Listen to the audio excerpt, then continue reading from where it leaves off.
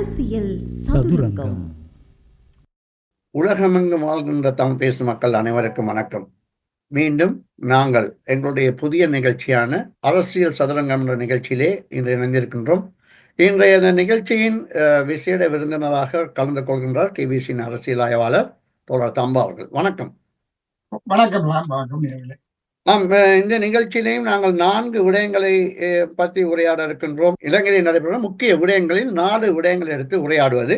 அந்த வகையிலே இப்பொழுது உள்ளூராட்சி தேர்தல் சபை தொடர்பாக உள்ளூராட்சி தேர்தல் தொடர்பாக உரையாட இருக்கின்றோம். அது பிறகு வாகன இறக்குமதி தொடர்பாக அரசாங்கம் மேற்கொண்டிருக்க தீர்மானங்கள் தொடர்பாக உரையாட இருக்கின்றோம். அதனைத் தொடர்ந்து ஜனாதிபதியின் முதலாவது விஜயமாக ஜனாதிபதியாக தெரிவு செய்யப்பட்ட பிறகு வடபகுதிக்கான விஜயத்தை இன்னும் ஒரு சில நாட்களிலே மேற்கொள்ள இருக்கின்றார். அது தொடர்பாக உரையாட இருக்கின்றோம். இறுதியாக இலங்கை வாழ் தமிழர் நலன்புரி அமைப்பின் தலைவர் ராஜ் சிவநாதன் அவர்கள் இலங்கையிலே பல்வேறு சந்திப்புகளை சந்தித்திருக்கின்றார். அந்த வகையிலே தமிழரசு கட்சியின் துணைத் தலைவர் CVK சிவஞானம் அவர்களையும் சந்தித்திருக்கின்றார். அதை பற்றியும் உரையாட இருக்கின்றோம். நம்ம முதலாவதாக இந்த உள்ளூராட்சி சபை தேர்தல் கடந்த நீண்ட காலமாக இழுபட்டு வருகின்றன. அது தொடர்பாக நீதிமன்றத்தின் தீர்ப்பு இப்பொழுது சபாநாயகருக்கு அனுப்பப்பட்டிருக்கின்றது. இதிலிருந்து எங்களுக்கு தெரிகிறது, இந்த உள்ளூராட்சி சபை தேர்தல் நடைபெறுவதற்கான வாய்ப்புகள் கூட இருப்பது போன்று தெரிகிறது. குறிப்பாக இந்த வருகின்ற தமிழ் புத்தாண்டு, சித்திரை புத்தாண்டை தொடர்ந்து இந்த தேர்தல் நடைபெறலாம் என எதிர்பார்க்கின்றது. நீங்கள் எவ்வாறு இந்த நிகழ்வை பார்க்கின்றீர்கள்? ஸ்ரீலங்கா முஸ்லிம் காங்கிரஸ் நிசாம் காரியப்பர் உட்பட 4 மனிதர்கள் உள்ளூராட்சி தேர்தலில் கடந்த உள்ளூராட்சி தேர்தலில் வேட்புமனுக்கள் தாக்கல் செய்யப்பட்டது ரத்து செய்யப்பட்டு புதிய வேட்புமனுக்கள் கோர வேண்டும் என்ற அந்த பிரேரணை, அந்த பில் அதை ஒரு சேலஞ்சுக்கு உட்படுத்துறார்கள். அது அரசியலமைப்பை மீறுவதாக இருக்கின்றது. சில சரத்துக்கள் அரசியலமைப்பை மீறுவது போல் இருக்கின்றது. அப்படியானால் 3/2 பெரும்பான்மை, சர்வஜன வாக்கெடுப்பு போன்றவை அவசியமாகும் என்ற கோதாவில் தான் அந்த உச்ச நீதிமன்றத்தில் சமர்ப்பிக்கப்பட்டிருந்த பிரேரணைகள் இருந்தது. அதனது தீர்ப்பு வழங்கப்பட்டிருக்கின்றது என்றும், அது நீங்கள் கூறியது போல சபாநாயகர் ஊடாக பாராளுமன்றத்துக்கு உத்தியோகம் ஆரம்பிக்கப்படும். ஆனால் அந்த தீர்ப்பு வழங்கப்பட்டுவிட்டது. ஆனா இந்த சமகாலத்தில் நீதி அமைச்சர் இந்த தீர்ப்பு வழங்கப்பட்டு விட்டதுடன் தேர்தல் நடக்கும் என்று சொல்லி இருப்பது தீர்ப்பு சில திருத்தங்களுடன் அல்லது அந்த பொதுஜன சர்வஜன வாக்கெடுப்பு போக தேவையில்லை என்ற அடிப்படையில் வழங்கப்படும். இது எப்படி இருப்பினும் தேர்தல்கள் நடக்குவதற்கான சாத்தியங்கள் இருக்கு. முதலில் இந்த உள்ளூராட்சி தேர்தல் முக்கியமான தேர்தல். உள்ளூராட்சி தேர்தல் என்பது உள்ளூர் நிர்வாகம் சம்பந்தமானது ஒன்று. 2வது ஏற்கனவே 4 கோஆபரேட்டிவ் சொசைட்டி கூட்டுறவு சங்கங்களின் தேர்தல்கள் மொரட்டுவ, ஹோமகம, கலனியா மற்றும் அம்பாந்தோட்டையில் ஒரு சங்கத்திலே நடந்தது. அந்த சங்கங்களில் UNP, SLPP மற்றது SKB எல்லோரும் இணைந்த இண்டிபெண்டன்ட் குரூப்பை தான் NPP எல்லா இடங்களும் சில 1-2 வாக்குகளா, சில இடங்களில் பெரும்பான்மையான வாக்குகளா தோற்கடிக்கப்பட்டிருக்கிறது. அதனால இந்த போட்டி இருதலைப்பட்டுமான போட்டியா நடந்திருக்கு. இதில் SLPP, UNP, SKB எல்லோரும் கூட்டாக கேட்டிருக்கிறாங்க. அதாவது தேசிய மக்கள் சக்திக்கு எதிராக எதிரணிகள் ஒன்றிணைந்து கேட்டிருக்கிறார்கள். ஆனால் அவ்வாறான அரசியல் கட்சிகள் உள்ளூராட்சி சபைகளில் அவ்வாறான கூட்டு வாழ்றதுக்கான சாத்தியம் இல்லை. அவர்களது அரசியல் எதிர்காலத்தை பாலடிக்க மாட்டார்கள், அவர்கள் விரும்ப மாட்டார்கள் நினைக்கிறேன். எப்படி இருந்தாலும் இந்த உள்ளூராட்சி தேர்தல்கள் எல்லா உள்ளூராட்சி அமைப்புகளையும் கைப்பற்றுவது என்ற இலக்குடன் NPP இருக்குமா என்பதும் எனக்கு தெரியவில்லை. ஏனென்றால் உள்ளூராட்சி தேர்தல்கள் என்பது வேறு ஒரு தளத்தில் தண்டப்படுவது. அது உள்ளூராட்சி தேர்தல், அது ஒரு காரணம். உள்ளூராட்சி தேர்தலுக்கான பிரச்சாரங்களில் ஈடுபட்டிருப்பது. இந்த பிரச்சாரங்களில் முக்கியமாக மக்கள் எதிர்நோக்கும் பிரச்சனைகள் சம்பந்தமாக இன்றிலிருந்து ஏப்ரல் வரைக்கும் என்ன மாதிரியான திட்டங்கள் திட்ட அளவில் மாத்திரமில்லாமல் அமுல்படுத்தப்படுகின்றன என்பது தொடர்பாக மக்களின் வாக்கு ஒரு அளவுகோலாக இருக்கும் என்பது உண்மைதான் உள்ளூராட்சி தேர்தலை பொறுத்தவரையில். அவை தேர்தல் ஏப்ரல் மாதம் அளவில் தேர்தல் நடக்க இருக்கின்றது. உள்ளூராட்சி தேர்தலுக்கான நிலைமைகள் வந்து அரசாங்கத்துக்கு சாதகமாகவும் இருக்கலாம், அல்லது வேறு மற்ற கட்சிகள் வந்து தனித்தனியாக இந்த மாதிரி செய்வது என்பதை பார்ப்பதற்கான ஒரு ஒரு கருத்து கணிப்பு மாதிரி நாட்டில் உள்ள தற்போதைய நிலைமையை அறிவதற்கு ஏதுனமாக இருக்கும். தமிழ் பகுதிகளை பொறுத்தவரையில் வடக்கு கிழக்கில் வந்து என்பிபி வந்து முன்பு உள்ளூராட்சி சபைகளில் பெருமளவு இடங்கள் எதிலுமே இருக்கவில்லை. ஆகவே இந்த முறை வந்து கணிசமான இடங்களை அவர்கள் பெறுவார்கள். அதாவது சென்ற முறை இருந்த உள்ளூராட்சி அங்கத்துவத்தை காட்டிலும் பலமான அங்கத்துவத்தை அவர் பெறுவார்கள் என்பது தெரியும். இந்த உள்ளூராட்சி சபை தேர்தலில் தேசிய மக்கள் சக்தி ஒரு பலவீன நிலையை அடைந்தால் அது மாகாண சபை தேர்தலை பாதிக்கும் அளவுக்கு இருக்குமா?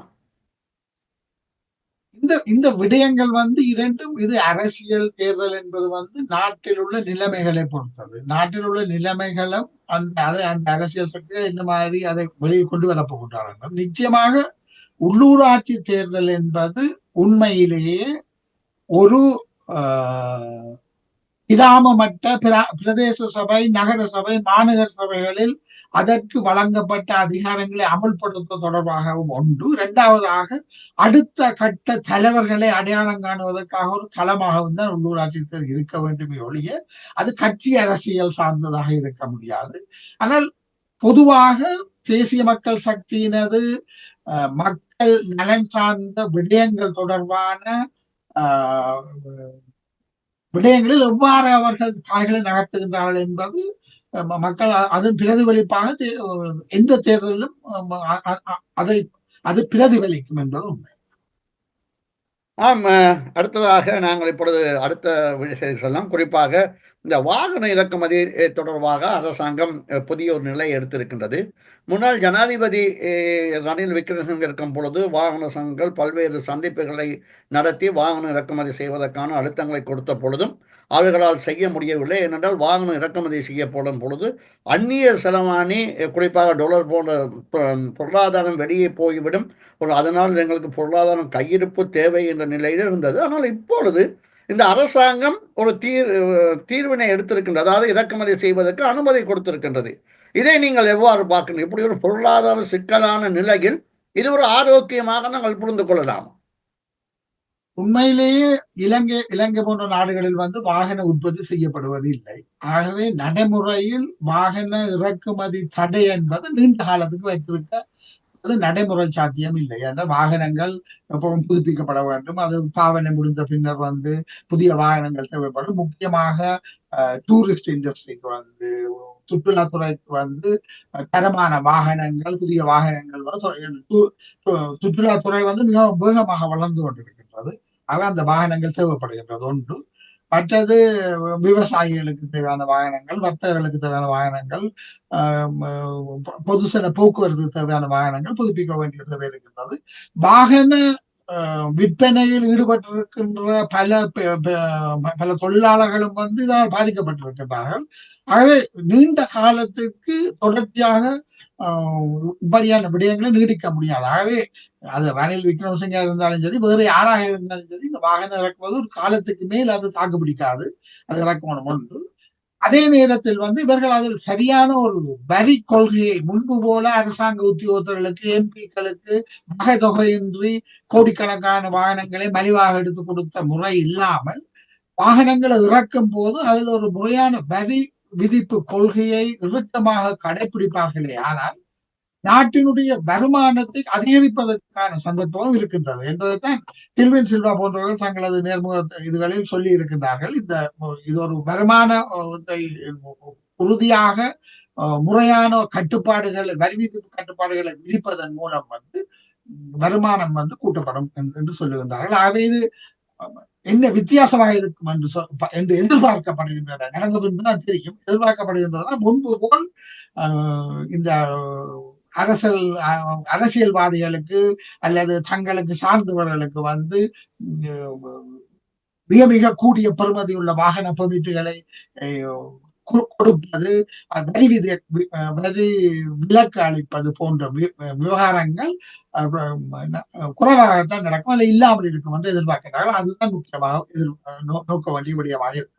ஆனால் நீங்கள் கூறுவது போன்று பொருளாதார வளர்ச்சிக்கு முக்கியமாக வாகன இறக்குமதி குறிப்பாக இந்த யார் எங்களுடைய வெளிநாட்டிலிருந்து வருபவர்களுக்கு, அதாவது உல்லாச பயணிகள் அபிவிருத்தி செய்வதற்கு வாகன இறக்குமதி முக்கியமான விடை என்பதை குறிப்பிட காணக்கூடிய இருக்கின்றது. அடுத்ததாக ஜனாதிபதி அவர்கள் ஜனாதிபதியாக பதவியேற்ற பின்பு யாழ் நகர் செல்ல இருக்கின்றார். பல்வேறு அபிவிருத்தி திட்டங்களை அவர் அங்கு ஆரம்பித்து வைக்கலாம் என எதிர்பார்க்கப்படுகிறது. அதேவேளை அவருக்கு எதிராக ஒரு சில போராட்டங்கள், எதிர்ப்பு போராட்டங்களும் நடைபெற இருப்பதாக அறிய வருகிறது. நீங்கள் அவற்றை எவ்வாறு பார்க்கின்றீர்கள்? நான் நினைக்கிறேன் ஜனாதிபதி 31ஆம் தேதி யாழ்ப்பாணம் போக இருப்பது ஒரு மிக முக்கியமான அவரது விஜயமாக இருக்கின்றேன்.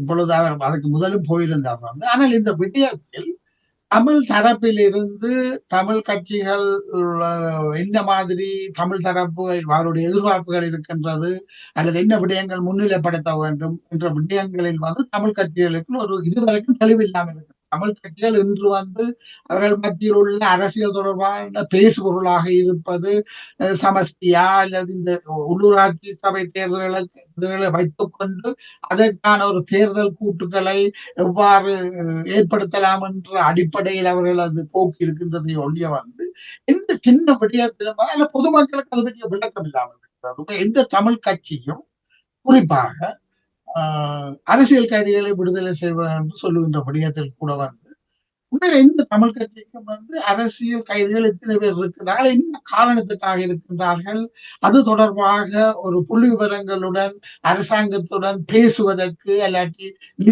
நீதி அமைச்சுடன் உத்தியோகமாக பேசுவதற்கான தரவுகள் அவரிடம் இருக்கின்றனவா என்பது பொதுமக்களுக்கு தெரியாது. அவரிடம் இருக்கலாம் சில வேளை. ஆனால் பொது வழியில் 10 பேர் தண்டனை ஒடுக்கப்பட்ட கைதிகள் இருக்கிறார்கள் சொல்லப்படுகின்றது. ஆகவே அது தொடர்பாக அப்படியான டிமாண்டுகளை மற்றது அடுத்ததாக முக்கியமாக ஜனாதிபதி சொன்ன விடயங்கள்ல முக்கியமாக இருக்கிறது காணி பிரச்சனைகள், விவசாயத்தில் உற்பத்தி பொருளாதாரத்தை கூட்டுவதற்கு காணியற்றவர்களுக்கு காணி கொடுப்பது இலங்கை முழுவதும், குறிப்பாக மலையகத்திலும் வடக்கு கிழக்கிலும் வன்னி, மட்டக்களப்பு, திருவோணமலை போன்ற இடங்களிலும், மற்றது யாழ்ப்பாணத்தில் உள்ள விளிம்பு நிலை மக்கள் வாழும் பிரதேசங்களிலும் காணியற்றவர்கள் ஏராளமானவர்கள் இருக்கிறார். அவர்களுக்கு இருப்பிடத்துக்கான காணிகளை கொடுக்கின்ற விவகாரம் தொடங்குவது இதுவரை கைப்பற்றப்பட்ட இராணுவத்தால் பிடித்து வைக்கப்பட்டிருக்கின்ற பயன் தரு நிலங்கள் எவ்வாறு விடுதலை பெற வேண்டும், அதில் முக்கியமாக என்னென்ன விடயங்கள் இருக்கின்றன. எல்லோரும் 1000 ஏக்கர் விட்டாச்சு 3000 ஏக்கர் இருக்குதுன்னு சொல்லுகின்றார்களே ஒழிய எந்தென்ன விடயங்களில் தெளிவாக இந்த தமிழ் தலைமைகள், மக்களால் தெரிவு செய்யப்பட்ட பிரதிநிதிகள், ஈவன் தேசிய மக்கள் சக்தி பாராளுமன்ற பிரதிநிதிகள் உட்பட எவ்வளவுமே மக்களுக்கு விளங்கக்கூடிய முறையில் இதுதான் மக்களின் தேவையாக இருக்கின்றது மக்களின் சார்பில் இதுவரை முன்வைக்கவில்லை. பொதுமைப்பட்டு சாதாரண பத்திரிகைக்காரன் சொல்வது போல, இல்ல சாதாரண ஒரு குடிமகன் வழிபோக்கன் கூறுவது போல பிடித்த காணிகளை விடுங்கள், அரசியல் கைதிகளை விடுங்கள் என்று கூறுகின்றார்களே ஒழிய இந்த மக்களால் தெரிவு செய்யப்பட்டு அந்த பொறுப்பில் இருப்பவர்கள் அதற்குரிய புள்ளி விவரங்களை மக்களுக்கு விளங்கப்படுத்தவோ இது தொடர்பாக தங்களது உடனடி டிமாண்ட் நிபந்தனை வேண்டுதல் என்ன என்பதை ஜனாதிபதியிடமும் மக்களிடமும் சொல்லி அது தொடர்பாக மக்களை அணிதிரட்டுவதற்கான முயற்சி நடப்பதாக தெரியவில்லை. ஆகவே தமிழ் பேசும் மக்களின் பிரதிநிதிகளின் அல்லது பிரதிநிதிகள் என்று சொல்லிக் கொள்பவர்களின் பலவீனங்கள் அவ்வாறு இருக்கும் பொழுது ஜனாதிபதி அவர்கள் தான் என்ன முக்கியம் என்று நினைக்கிறாரோ அதன் நீங்கள் சொல்வது போல அபிவிருத்தி திட்டங்களை அறிவிக்கலாம். அது கூட அது இதுக்கு தகுந்த ஒரு நிலவரான வளர்ச்சிக்கு அது உறுதியாக இருக்குமா என்பது தொடர்பாக கூட கதைப்பதற்கான தமிழ் பிரதிகள் குறைவாகவே இருக்கிறார் அல்லது புது வழியில் அவர்கள் இல்லை என்பதுதான் எங்களை பொறுத்தவரை தெரிகின்றது. அவை ஜனாதிபதி வருகை அவர் என்ன அறிவிக்க போகின்றால் தமிழ் பிரதிநிதிகள், தேசிய மக்கள் சக்தி பாராளுமன்ற உறுப்பினர்கள் உட்பட அவர்கள் தான் இன்று வடகிழக்கில் பெரிய பாராளுமன்ற உறுப்பினர்களை கொண்ட கட்சியாக இருக்கின்றார்கள். அவர்கள் உட்பட அவர்கள் என்ன விடயங்களுக்கு முன்னுரிமை கொடுத்து ஜனாதிபதியுடன் கலந்துரையாட போறார் என்பதும், அவர் கலந்து கொள்ள இருக்கும் மாவட்ட அபிவிருத்தி சபை கூட்டங்களில் என்ன மாதிரியான அஜெண்டாக்கள் போகப்படும் என்பது பொறுத்திருந்து பார்ப்போம். நிகழ்ச்சி நிறைவாக உலகமெங்கும் இயங்குகின்ற அமைப்பான இலங்கை வாழ் தமிழர் நலன் உரிமை அமைப்பின் தலைவர் ராஜ் சிவநாதன் அவர்கள் இலங்கையின் பல்வேறு சந்திப்புகளை நடத்தி வருகின்றார். குறிப்பாக பல தேசிய மக்கள் சக்தியின் பல அமைச்சர்களை சந்தித்திருக்கின்றார். அதைவிட தமிழரசு கட்சியின் துணைத் தலைவர் ஸ்ரீவிக்கி சிவஞானம் அவர்களை சந்தித்திருக்கின்றார். இந்த சந்திப்பு ஒரு முக்கியமான சந்திப்பு இருக்கின்றது என்றால் இலங்கையில் வாழ்கின்ற மக்களுக்கும் புலம்பெயர்ந்த மக்களுக்கு இடையே உறவை ஏற்படுத்துவதற்கு இந்த சந்திப்பை பயன்படுத்தலாம் என்று நினைக்கின்றீர்களா?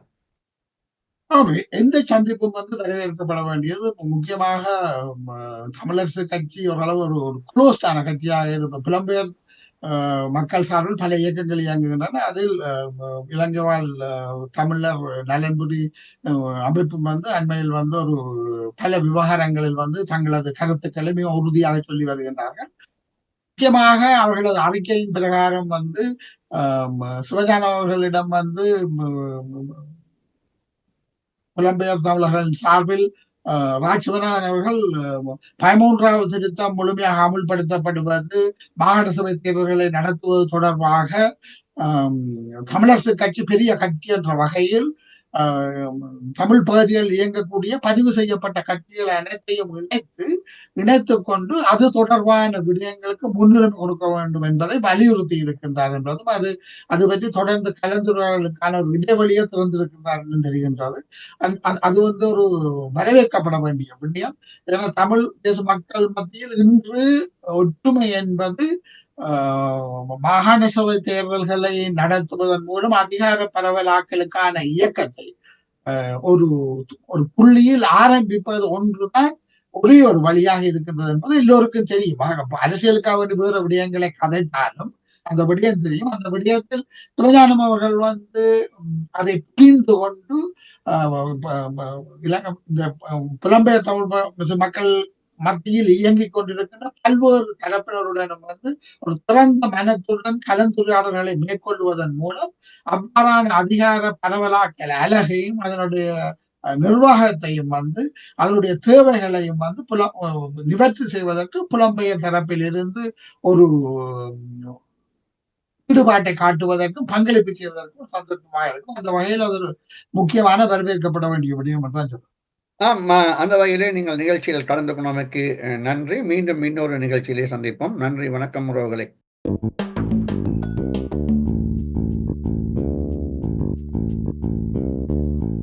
அரசியல் சதுரங்கம்.